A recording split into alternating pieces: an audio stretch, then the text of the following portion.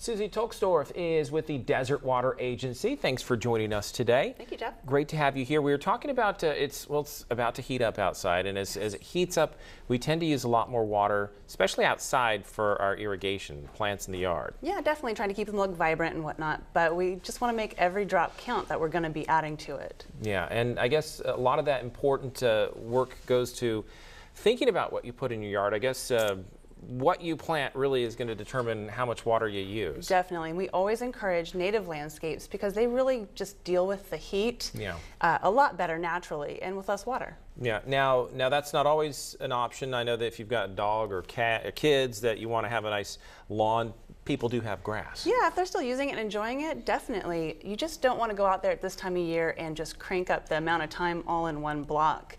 You got to think of your soil like a sponge. So if you pour a lot of water on a sponge right away, it kind of goes off the side, right? And you waste a lot. Yeah. But if you slowed it down, you could get more of that water to hold. So smart to do maybe 3 or 4 short watering periods a day rather than 1 or 2 long periods on your sprinkler timer. Yeah, definitely. So if you had maybe to do 14 minutes for a turf irrigation, split it into 3 blocks that have 4 minutes and 1 that has 2. And the most important thing, I think, is probably spreading them out. So at least 30 minutes in between so that water can soak in. Yeah, because that's important. It goes right through our sandy soil so quick, and then it can't really be helpful to those grass roots. Yeah. Also, the type of sprinkler I hear can make a big difference. Yeah, definitely. There's the newer, more efficient, multiple stream rotary type style, and they have bigger droplets. So in this heat, that droplet actually has a chance of hitting the ground before it evaporates. Okay. And then that's what we're looking at right there. Yeah, definitely. See those multiple like those streams? Sprays of water. And they also put it on slower. Put water on slower so it can actually sink in without running off. Aha, interesting. Okay.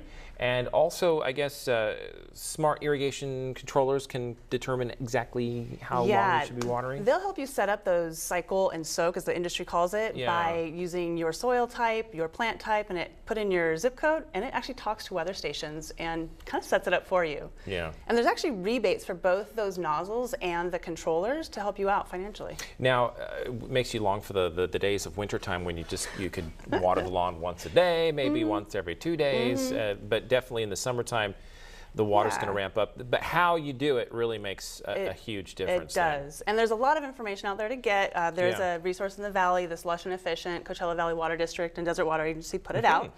And come to the office and you can pick it up. So this is a book that basically it gives you ideas of good desert type plants that would be ideal. Yes, and it breaks it down how to irrigate and all of it. So really good resource. That's cool. That's good resource and good information there. Appreciate you being here with us today here at noon. And of course, it's important to think about water here in the desert because we have a lot of it, but we have to use it wisely. Definitely. So it's a dry place for a reason. Thanks so much for being here with us today. Your top stories are on the way. You're watching the Desert's News Leader. Stay tuned.